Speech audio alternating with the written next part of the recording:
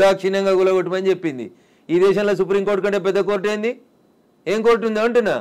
ఎవరు పడితే వాళ్ళు స్టే ఎట్లా ఇస్తారు? ఎవరు ఇచ్చారు మీకు అధికారం? సుప్రీంకోర్టు చెప్పింది వినాలని హైకోర్టులకు లేదా? ఏం వినాలే? మొన్న పోయారు కదా హైకోర్టుకు అనురాగ్ యూనివర్సిటీ వాళ్ళు. ఆయన కాయిదాలు చూసి వారం రోజులు టైం ఇచ్చి తహసీల్దార్ను ఒకవేళ ఎఫ్టీఎల్ ఉంటే తీసేయమని చెప్పిండ్రు. దానికి విద్యార్థులను అడ్డం పెట్టుకొని ఒక ఆయన, వెంచర్ను అడ్డం పెట్టుకొని ఇంకొక ఆయన, రాజకీయ నాయకులను అడ్డం పెట్టుకొని ఇంకొక ఆయన, ముఖ్యమంత్రి అన్నున్నాడని ఇంకొక ఆయన. ముఖ్యమంత్రి అన్నున్న కాలనీ అది దుర్గం చెరువు లేఅవుట్ కాదా? అది ఎట్లా లేఅవుట్ చేసిర్రు? అప్పుడు పర్మిషన్ ఇచ్చిన జిహెచ్ఎంసీ కమిషన్ని తెచ్చి ప్రాసిక్యూట్ చేయాలి కదా. దుర్గం చెరువు ఎన్ని ఎకరాలు ఉండాలి? వీళ్ళు ఎన్ని ఎకరాలు ఉంది? ఒక కొత్త చెరువు కట్టే సూరత్ లేదు కానీ ఉన్న చెరువులు మింగి రేపు భవిష్యత్ తరాల పిల్లలకి ఏమిద్దాం అనుకుంటారు మీరు? ఏమిస్తారు? బంజారా హిల్స్లో, జూబ్లీ హిల్స్లో కొండల్ని కంకర మిషన్లు పెట్టి పిండి చేస్తూ ఉన్నారు దుర్మార్గులైన రాజకీయ నాయకులు. ఆపున్నా పర్మిషన్స్ అని రేవంత్ రెడ్డి గారు.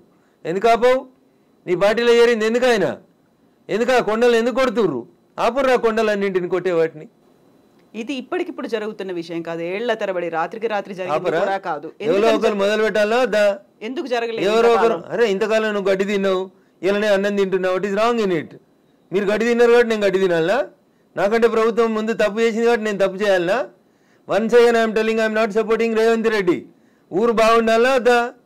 పిల్లలు మీ కళ్ళ ముంగట వాయినాల్లో కొట్టుకుపోయినట్టు బురదలలో కొట్టుకుపోవాలని కోరుకుంటురా? నేను కోరుకుంటలేను.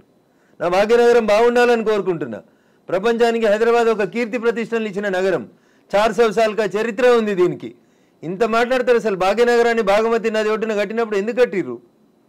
అప్పుడు ఏమైనా వరదలు రాలేదా? మూసీకి వరదలు రాలేదా? అప్పుడు ఏం తెలుసా హైదరాబాద్ చరిత్ర వీళ్ళకి మాట్లాడేటోళ్ళకి? ఈ ముఖ్యమంత్రి వచ్చి మూసీ ప్రక్షాళన అంటాడు, ఆ ముఖ్యమంత్రి వచ్చి కాళేశ్వరం అంటాడు, ఈయన 1,00,000 కోట్లు అంటాడు, ఆయన 1,00,000 కోట్లు అంటాడు. నేను వాళ్ళ కమిషన్ల కోసం మాట్లాడతలేను. నేను మల్లారెడ్డి గారు కడితే గులగొట్టుర్రి, పల్లారాజేశ్వరరెడ్డి గారు కడితే గులగొట్టుర్రి, నాగార్జున గారు గులగొడితే నేను కదా అందరికంటే ముందు మాట్లాడింది. కోర్టు స్టే ఇచ్చిందంటే ఎట్లా ఇస్తుంది కోర్టు అని అడిగిన. బరాబర్ అడుగుతా నేను. పొద్దున 6 గంటలకు కూలగొట్టుడు మొదలు పెడితే మధ్యాహ్నం లంచ్ మోషన్ అయింది, 3 గంటలకు స్టే అయింది. అది స్టే అని మీడియా మిత్రులు తప్పు రిప్రజెంట్ చేసిర్రు.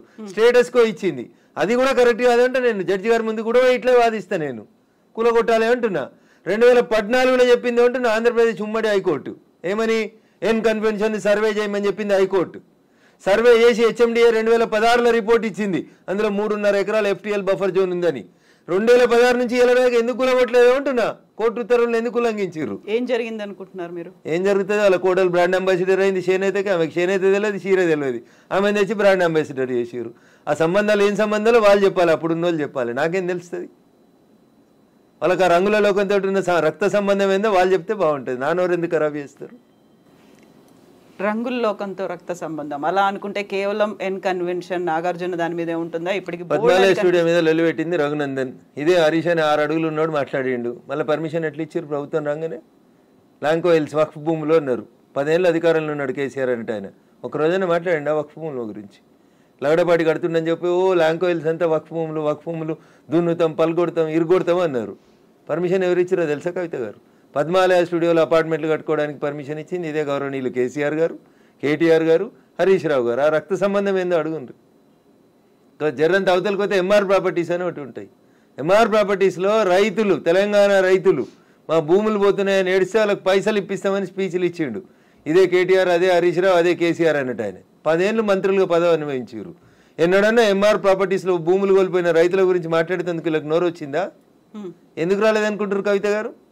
కారల్ మార్క్స్ అని కమ్యూనిస్టు సిద్ధాంతకర్త చెప్తాడు, మానవ సంబంధాలన్నీ ఆర్థిక సంబంధాలనే చెప్తాడు. అందుకనే రాఘవేంద్రరావు సినిమాక్స్ని ముట్టలేదు టీఆర్ఎస్ పార్టీ. పద్మాలయ స్టూడియోస్లో అపార్ట్మెంట్లు కడుతుంటే సపట్లు కొట్టిర్రు.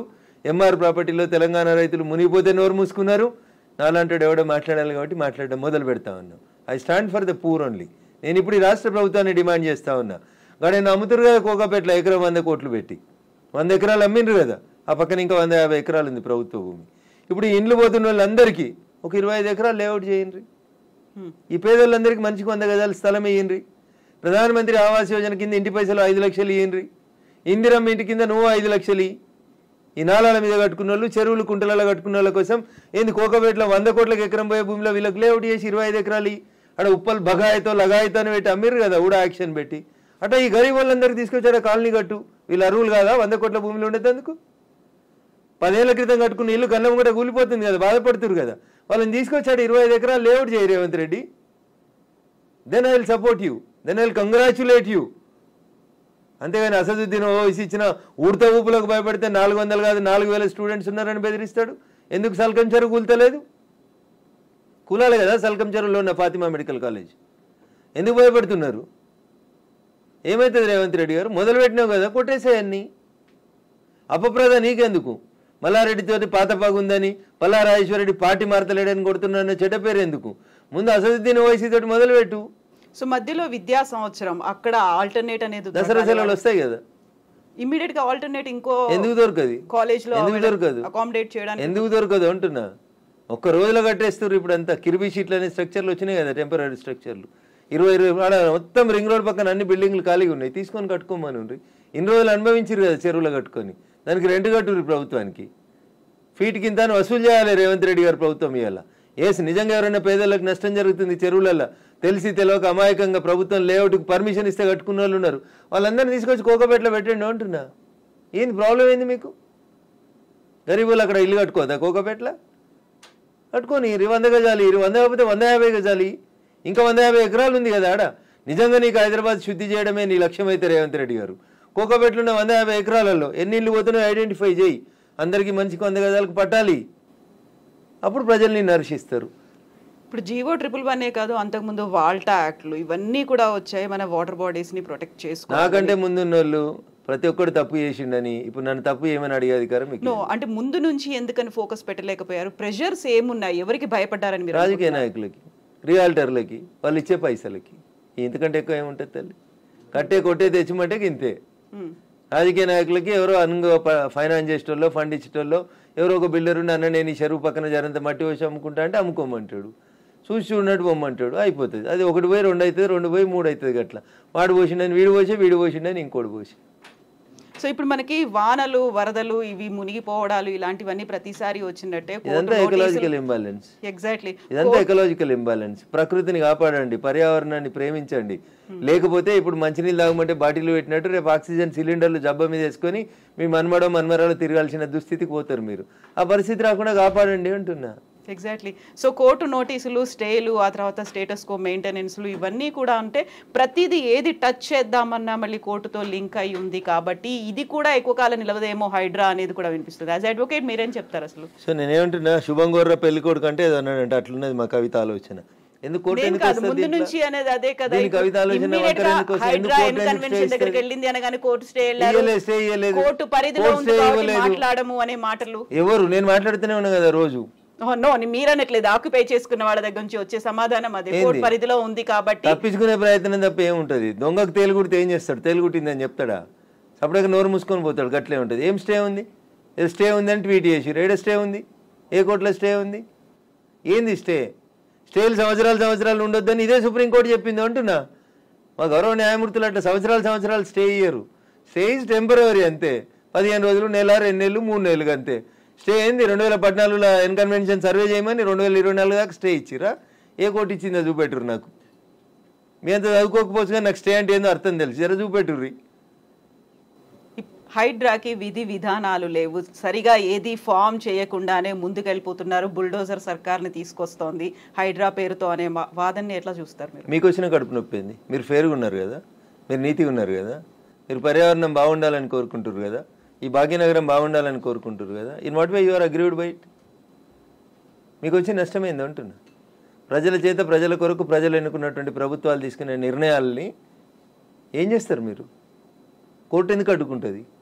కోర్టుకుండే అధికారాలు ఏంటి? ఎంతవరకు అడ్డుకోవాలో అంతవరకే అడ్డుకుంటుంది. నేను చెప్తున్నా కదా, ఈ దేశ సర్వోన్నత న్యాయస్థానం సుప్రీంకోర్టు చెప్పింది కూలగొట్టమని. సుప్రీంకోర్టుకు భిన్నంగా లోకల్గా ఉండేటువంటి జడ్జిలు అట్లా ఇస్తారా జడ్జిమెంట్లు? నాకు తెలిసినంత వరకు అయితే ఎవరు కవిత గారు. సో ఇప్పుడు హైడ్రాని సడన్ గా తెర మీదకి తీసుకొచ్చింది. 1994 తీసుకురావడం, ఒక హైడ్రాని తీసుకొని రావడం అనేది భయపెట్టడానికో బెదిరించడానికో, లేకుంటే రుణమాఫీ 6 గ్యారంటీ స్కీములు అడుగుతున్నారు కాబట్టి డైవర్షన్ పాలిటిక్స్ అనే వాళ్ళకి ఏం చెప్తారు మీరు? నేనంటున్నా, రుణమాఫీ చేయాల్సిందే, ఇచ్చిన 6 హామీలను అమలు చేయాల్సిందే. రైతులకు చెప్పినటువంటి రుణమాఫీ, యువతకు చెప్పిన డిక్లరేషన్, మహిళలకు ఇచ్చినటువంటి మహిళా డిక్లరేషన్ అన్నీ చేయాల్సిందే. అవి చేసి ఇది వదిలేద్దామా? అవి చేయాల్సిందే, ఇవి చేయాల్సిందే.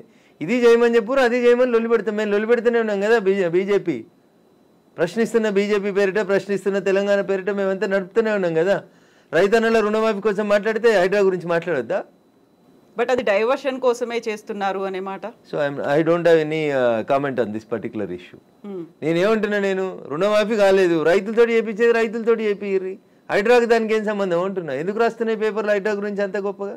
వదిలేశారు, ఆయన పని ఆయన చేసుకుంటూ పోతాడు, మీ పని మీరు చేసుకోర్రి. రుణమాఫీ గురించి మీరు రాయమంటే రాస్తారా? రాయరు కదా. రైతులు మాట్లాడితే మన పేపర్లలో హెడ్ లైన్స్ రావు కదా. ఏమవుతాయి మనకి? హైడ్రా హైడ్రా మా కేటీఆర్ అంటాడు, ఆయన పోయి అమెరికాలో అంటాడు, అది ఫుల్ హాఫ్ పేజీలు వస్తుంది, పెద్ద పేజీలలో వస్తుంటుంది, ఫస్ట్ పేజీలలో 119 ఎమ్మెల్యేలలో ఆయన యువరాజు అయినట్టు ఆయన మాట్లాడితే పైన ఒక బాక్స్ కట్టి రాస్తారు మీరు. ఆయన కట్టిన జన్వాడ ఫామ్ హౌస్ నాది కాదని స్టేట్మెంట్ మారుస్తాడు. ఒక్క మీడియానైనా రాసిందా? రేవంత్ రెడ్డి అన్నట్టు ఆయన అరెస్ట్ చేసిన రోజు ఈ ఫామ్ హౌస్ నాది, ఇగో దాని మీద డ్రోన్ ఎగిరేసినావు, ఇగో క్రైమ్ నెంబర్ ఇంత, నార్సింగ్ పోలీస్ స్టేషన్ అని తీసుకొచ్చి ఒక్కరైనా రాసిరా మా జర్నలిస్ట్ మిత్రులు? ఇవాళ అది నోరా మోరా, ఇది నాది కాదు నా దోస్తుంది అని చెప్తే ఎందుకు రాయారు? ఆ రోజు స్టేట్మెంట్ ఈ రోజు స్టేట్మెంట్ రెండు పక్క పక్కన పెట్టి ఎందుకు చూపాయించారు? ఎలక్ట్రానిక్ మీడియాలో ఎందుకు చూపెట్టారు? ఎందుకు చూపెట్టరు అంటున్నా. ఎవరా దోస్తు? ఎందుకు నీకు లీజుకి ఇచ్చిండు? ఆయనకు నీకున్న వ్యాపార సంబంధాలు ఏంది? అది కదా మీరు బయట పెట్టాల్సింది. మునిపోయిన కంపెనీకి వారసుడు కదా ఆయన, నీకు జాగి ఇచ్చిన ఆయన, లీజ్ ఇచ్చిన ఆయన. 8,000 కేట్లు ఎగ్గొట్టిర్రాళ్ళు ఈ దేశంలో. అది మాట్లాడుకుందాం అట్లా. ఇవి మాట్లాడితే మంచిగా ఉంటాయి కదా. కవిత గారు ఆయన డింగ్ డింగ్ అని ఎగురుకుంటూ పోయి జొన్నవాడ ఫామ్ హౌస్ ఆ రోజు ఎందుకు చేసినావు? డ్రోన్లు ఎగురుతలేవా? తెలంగాణలో డ్రోన్ ఏడా ఎగురుతలేదా? డ్రోన్ ఎగిరిస్తే తప్ప ప్రతి పెళ్లిలో డ్రోన్ ఎగురుతుంది, ప్రతి బరాతులో డ్రోన్ ఎగురుతుంది, ప్రతి శ్రీరామనవమికి డ్రోన్ ఎగురుతుంది, ప్రతి వినాయక చవితికి. ప్రైవేట్ ప్రాపర్టీ మీద ఎగరడం అనేది నీది కాదు కదా ప్రాపర్టీ. నువ్వెందుకు కంప్లైంట్ ఇచ్చినావు?